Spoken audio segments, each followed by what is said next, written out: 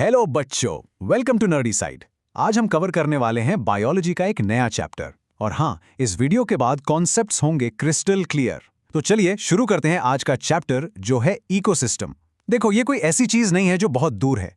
ये हमारे चारों तरफ है। एक छोटा सा तालाब हो या एक बहुत बड़ा घना जंगल, सब कुछ एक इकोसिस्टम है। तो आज हम इसकी पूरी फंक्शनिंग को समझेंगे। अब हम इस स्लाइड में ये टॉपिक देखेंगे। ये है हमारा आज का रोड मैप। सबसे पहले हम शुरू करेंगे बिल्कुल बेसिक से कि आखिर एक इकोसिस्टम होता क्या है। फिर हम समझेंगे प्रोडक्टिविटी के बारे में, यानी इस सिस्टम में एनर्जी बनती कैसे है। उसके बाद हम डीकंपोजिशन देखेंगे, यानी नेचर का क्लीन अप क्रू जो सब कुछ रिसाइकल करता है।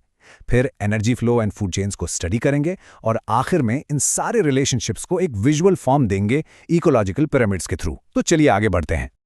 अब हम इस स्लाइड में ये टॉपिक देखेंगे। तो हमारा पहला सेक्शन है इकोसिस्टम, द बेसिक्स। यहाँ हम इस चैप्टर की, आप कह सकते हैं, नींव रखेंगे। We will understand the core definition and structure of an ecosystem. ये बायोलॉजी का एक बहुत ही फंडामेंटल कंसेप्ट है। तो चलिए इसमें डाइव इन करते हैं। तो इस स्लाइड का मेन आइडिया ये था कि हम बेसिक से शुरुआत करने वाले हैं। अब हम इस स्लाइड में ये टॉपिक देखेंगे। तो सबसे पहला सवाल, व्हाट इज एन इकोसिस्टम? देखिए, डेफिनेशन कहती है ये नेचर की एक फंक्शनल यूनिट है। इसका मतलब है एक ऐसी जगह जहां दो तरह के कंपोनेंट्स आपस में इंटरैक्ट करते हैं। एक तरफ है लिविंग ऑर्गेनिजम्स, जैसे पेड़, पौधे, जानवर, इनको हम कहते हैं बायोटिक कंपोनेंट्स। और दूसरी तरफ है उनका फिजिकल एनवायरनमेंट, यानी नॉन लिविंग चीजें, जैसे पानी, मिट्टी, हवा, सनलाइट, इनको हम कहते हैं अबायोटिक कंपोनेंट्स। जब ये बायोटिक और अबायोटिक फैक्टर्स आपस में इंटरैक्ट करते हैं, तब बनता है एक इकोसिस्टम। तो इस स्लाइड का मेन आइडिया ये था कि इकोसिस्टम बायोटिक और अबायोटिक कंपोनेंट्स के इंटरैक्शन से बनता है। अब हम इस स्लाइड में ये टॉपिक देखेंगे। ये डायग्राम देखिए, इससे कॉन्सेप्ट बिल्कुल क्लियर हो जाएगा। स्क्रीन पर ध्यान से देखिए, यहाँ एक पेड़ है जो कि एक बायोटिक कंपोनेंट है। मान लीजिए उसकी एक पत्ती नीचे गिरती है। अब एक स्नेल, जो कि एक और बायोटिक कंपोनेंट है, इस पत्ती को खाता है। फिर जब ये स्नेल मर जाता है तो फंजाई जैसे डीकंपोजर्स, जो कि अगेन बायोटिक हैं, इसे ब्रेक डाउन करते हैं। इस ब्रेकडाउन से सारे न्यूट्रिएंट्स वापस सॉइल में आ जाते हैं। और सॉइल क्या है? सॉइल एक अबायोटिक कंपोनेंट है। फिर वही न्यूट्रिएंट्स पेड़ एब्जॉर्ब करके ग्रो करता है। देखा आपने, ये एक पूरा साइकिल है। तो इस स्लाइड का मेन आइडिया ये था कि ये सारे कंपोनेंट्स एक साइकिल में आपस में जुड़े हुए हैं। अब हम इस स्लाइड में ये टॉपिक देखेंगे। अब इकोसिस्टम्स को हम बहुत ब्रॉडली दो कैटेगरीज में डिवाइड कर सकते हैं। पहले हैं टेरेस्ट्रियल इकोसिस्टम्स, यानी वो जो जमीन पर पाए जाते हैं। इसके एग्जाम्पल्स हैं फॉरेस्ट यानी जंगल, ग्रासलैंड यानी घास के मैदान, या डेजर्ट यानी रेगिस्तान। और दूसरे हैं एक्वाटिक इकोसिस्टम्स, यानी जो पानी में मिलते हैं, जैसे कि एक छोटा सा पॉन्ड, लेक, रिवर या फिर एक बड़ा सा समुद्र। हर इकोसिस्टम के अपने यूनिक बायोटिक और एबायोटिक फैक्टर्स होते हैं। तो इस स्लाइड का मेन आइडिया ये था कि इकोसिस्टम जमीन और पानी दोनों जगह होते हैं। अब हम इस स्लाइड में ये टॉपिक देखेंगे। ये एक इंटरेस्टिंग टर्म है, स्ट्रैटिफिकेशन। इसका सिंपल सा मतलब है एक इकोसिस्टम की वर्टिकल लेयरिंग। चलिए इमेजिन कीजिए कि आप एक घने जंगल में खड़े हैं। आपको सबसे ऊपर क्या दिखेगा? लंबे लंबे पेड़ों की कैनोपी, जो टॉप लेयर है। उसके नीचे आपको श्रब्स यानी झाड़ियों की मिडल लेयर मिलेगी। और बिल्कुल जमीन पर आपको हर्ब्स और ग्रासेस की बॉटम लेयर दिखेगी। इसी वर्टिकल अरेंजमेंट को, इस स्ट्रक्चर को हम स्ट्रैटिफिकेशन कहते हैं। तो इस स्लाइड का मेन आइडिया यह था कि एक इकोसिस्टम में अलग अलग वर्टिकल लेयर्स होती हैं। अब हम इस स्लाइड में ये टॉपिक देखेंगे। कोई भी इकोसिस्टम हो, चाहे वो छोटा हो या बड़ा, वो चार मेन फंक्शंस पर चलता है। आप इनको इकोसिस्टम का इंजन कह सकते हैं। पहला, प्रोडक्टिविटी यानी एनर्जी का बनना। दूसरा, डीकॉम्पोजिशन यानी वेस्ट मटेरियल का ब्रेकडाउन और रिसाइकलिंग। तीसरा, एनर्जी फ्लो यानी एनर्जी का सिस्टम के थ्रू मूव करना। और चौथा, न्यूट्रिएंट साइक्लिंग यानी जरूरी मटेरियल्स का बार बार रीयूज होना। अब हम आगे इन्हीं चारों पिलर्स को एक एक करके डिटेल में समझेंगे। तो इस स्लाइड का मेन आइडिया यह था कि इकोसिस्टम के चार मेन फंक्शनल एस्पेक्ट्स होते हैं। अब हम इस स्लाइड में ये टॉपिक देखेंगे। तो चलिए शुरू करते हैं पहले पिलर से, प्रोडक्टिविटी। ये इस बारे में है कि इकोसिस्टम एनर्जी को कैप्चर और स्टोर कैसे करता है। बेसिकली ये वो फाउंडेशनल एनर्जी इनपुट है जो पूरे इकोसिस्टम को फ्यूल करता है। Let's dive in. तो इस स्लाइड का मेन आइडिया ये था कि अब हम प्रोडक्टिविटी के बारे में पढ़ेंगे। अब हम इस स्लाइड में ये टॉपिक देखेंगे। सबसे पहले लेट्स डिफाइन प्राइमरी प्रोडक्टिविटी। ये एक रेट है, इसका मतलब है कितना बायोमास यानी लिविंग ऑर्गेनिक मैटर प्लांट्स के द्वारा फोटोसिंथेसिस से एक पर्टिकुलर एरिया में एक पर्टिकुलर टाइम में प्रोड्यूस किया जाता है। ध्यान दीजिए, ये सिर्फ टोटल अमाउंट नहीं है बल्कि एक रेट है, इसलिए इसकी यूनिट्स हैं ग्राम पर मीटर स्क्वायर या किलो कैलोरी पर मीटर स्क्वायर। यही वो एनर्जी है जो फूड चेन की शुरुआत करती है। ये डेफिनेशन एग्जाम के लिए बहुत इंपॉर्टेंट है। तो इस स्लाइड का मेन आइडिया ये था कि प्राइमरी प्रोडक्टिविटी बायोमास बनने का रेट है। अब हम इस स्लाइड में ये टॉपिक देखेंगे। अब प्राइमरी प्रोडक्टिविटी दो तरह की होती है, जीपीपी और एनपीपी। इससे एक बहुत ही सिंपल एनालॉजी से समझते हैं। मान लीजिए जीपीपी यानी ग्रॉस प्राइमरी प्रोडक्टिविटी आपकी टोटल सैलरी है जो कंपनी आपको देती है, लेकिन आप सारी सैलरी घर नहीं लाते, कुछ खर्चे हो जाते हैं। वैसे ही प्लांट्स टोटल एनर्जी जीपीपी में से कुछ एनर्जी अपने जिंदा रहने के लिए यानी रेस्पिरेशन आर में खर्च कर देते हैं। जो एनर्जी बच जाती है वो है एनपीपी यानी नेट प्राइमरी प्रोडक्टिविटी। ये आपकी टेक होम सैलरी जैसी है, वो एक्चुअल एनर्जी जो अगले ट्रॉफिक लेवल यानी हर्बीवोर्स के लिए अवेलेबल है। तो इस स्लाइड का मेन आइडिया ये था कि जीपीपी टोटल प्रोडक्शन है और एनपीपी अवेलेबल प्रोडक्शन है।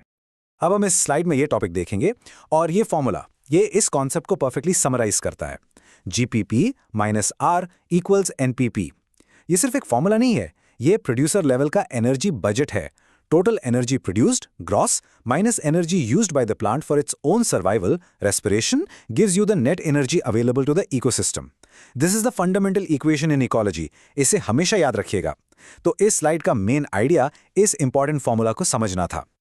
अब हम इस स्लाइड में ये टॉपिक देखेंगे। Here's a mind boggling fact.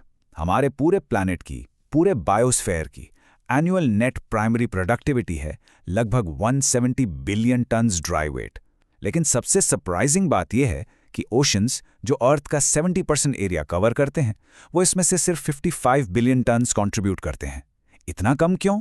इसके दो मेन रीजंस हैं। एक, सनलाइट पानी में ज्यादा डीप नहीं जा पाती, और दूसरा, डीप ओशंस में न्यूट्रिएंट्स की कमी होती है। तो इस स्लाइड का मेन आइडिया ये था कि ओशंस का एरिया ज्यादा होने के बावजूद उनकी प्रोडक्टिविटी लैंड से कम है। अब हम इस स्लाइड में ये टॉपिक देखेंगे। चलिए अब अपने दूसरे पिलर पर चलते हैं, डीकंपोजिशन। ये है नेचर का क्लीन अप क्रू, इसका एसेंशियल रीसाइक्लिंग सिस्टम। अगर प्रोडक्टिविटी मेकिंग है तो डीकंपोजिशन रीसाइक्लिंग है। अगर ये प्रोसेस ना हो तो हमारी दुनिया वेस्ट से भर जाती।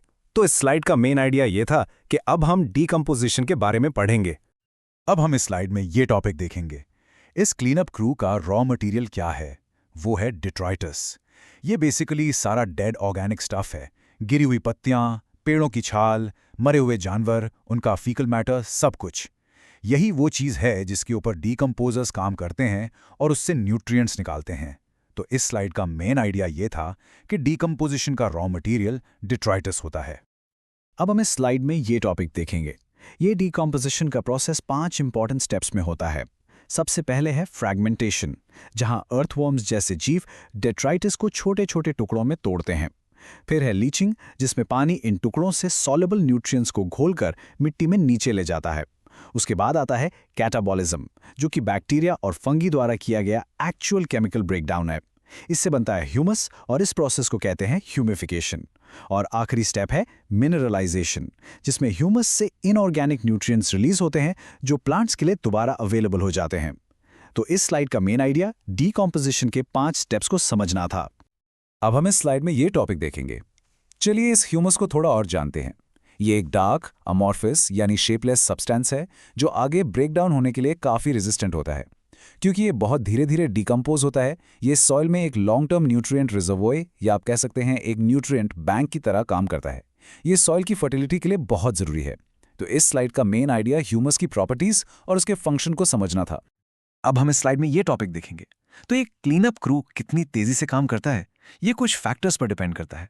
ऑक्सीजन का होना जरूरी है। डिट्राइटस का केमिकल मेकअप भी मैटर करता है। अगर उसमें लिग्निन और काइटिन जैसे टफ मटेरियल्स हैं तो प्रोसेस स्लो हो जाता है। और सबसे इंपॉर्टेंट है क्लाइमेट। वार्म और मॉइस्ट कंडीशंस यानी गर्मी और नमी डीकंपोजिशन के लिए बेस्ट हैं, बिल्कुल एक कंपोस्ट बिन की तरह। तो इस स्लाइड का मेन आइडिया डीकंपोजिशन को अफेक्ट करने वाले फैक्टर्स को समझना था। अब हम इस स्लाइड में ये टॉपिक देखेंगे। हमने देख लिया कि एनर्जी बनती कैसे है, यानी प्रोडक्टिविटी, और मटेरियल्स रिसाइकिल कैसे होते हैं, यानी डीकंपोजिशन। अब हम इन दोनों को कनेक्ट करते हैं और एनर्जी के पाथ को फॉलो करते हैं। हम देखेंगे कि एनर्जी सन से प्लांट्स और फिर अलग अलग जानवरों तक फूड चेन्स के थ्रू कैसे फ्लो करती है। तो इस स्लाइड का मेन आइडिया ये था कि अब हम एनर्जी फ्लो के बारे में पढ़ेंगे। अब हम इस स्लाइड में ये टॉपिक देखेंगे। फूड चेन्स दो मेन तरह की होती हैं। पहली है ग्रेजिंग फूड चेन GFC, जिसके बारे में हम सबसे ज्यादा सोचते हैं। ये जिंदा प्लांट्स यानी प्रोड्यूसर से शुरू होती है, जैसे घास को हिरण ने खाया और हिरण को शेर ने। दूसरी है डेट्राइटस फूड चेन DFC, जो डेड ऑर्गेनिक मैटर यानी डेट्राइटिस से शुरू होती है। और एक बहुत ही इंटरेस्टिंग बात यह है कि जमीन पर ज्यादातर इकोसिस्टम्स में DFC के थ्रू GFC से कई ज्यादा एनर्जी फ्लो करती है। तो इस स्लाइड का मेन आइडिया GFC और DFC के बीच के डिफरेंस को समझना था। अब हम इस स्लाइड में ये टॉपिक देखेंगे।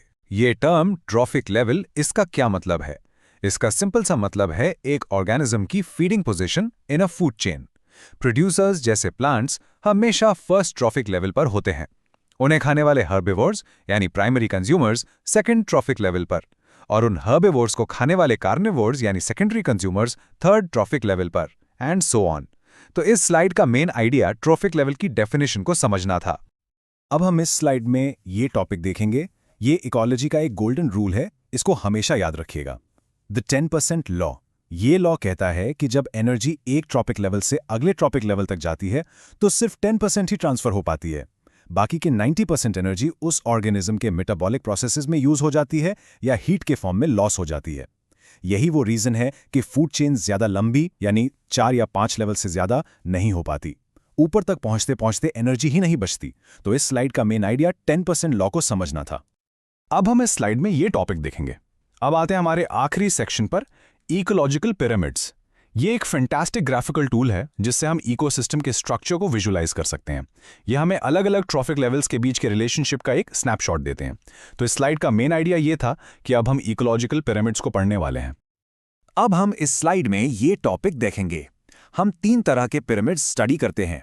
पहला है पिरामिड ऑफ नंबर, जो बताता है कि हर ट्रॉफिक लेवल पर कितने इंडिविजुअल ऑर्गेनिजम्स हैं। दूसरा है पिरामिड ऑफ बायोमास, जो बताता है कि हर लेवल पर टोटल लिविंग मैटर का वेट कितना है। और तीसरा है पिरामिड ऑफ एनर्जी, जो दिखाता है कि हर लेवल से अगले लेवल तक कितनी एनर्जी फ्लो कर रही है। तो इस स्लाइड का मेन आइडिया इकोलॉजिकल पिरामिड्स के 3 टाइप्स को जानना था। अब हम इस स्लाइड में ये टॉपिक देखेंगे। पिरामिड्स या तो अपराइट हो सकते हैं यानी सीधे, या फिर इन्वर्टेड यानी उल्टे। ज्यादातर पिरामिड्स अपराइट होते हैं, जैसे ग्रासलैंड इकोसिस्टम का। वहां प्रोड्यूसर्स सबसे ज्यादा होते हैं, फिर उन्हें खाने वाले कम, और फिर टॉप कंज्यूमर्स सबसे कम। लेकिन एक फेमस एक्सेप्शन है समुद्र का पिरामिड ऑफ बायोमास, जो इन्वर्टेड होता है। ऐसा कैसे हो सकता है? इसका रीजन है कि वहां के प्रोड्यूसर्स यानी छोटे छोटे फाइटोप्लैंक्टन इतनी तेजी से रिप्रोड्यूस करते हैं और उनकी लाइफ स्पैन इतनी छोटी होती है कि किसी भी एक टाइम पर उनका टोटल मास कम होता है, लेकिन वो अपने से कहीं ज्यादा मास वाले जू प्लैंक्टन और फिश को सपोर्ट कर पाते हैं। उनका टर्नओवर रेट बहुत हाई होता है।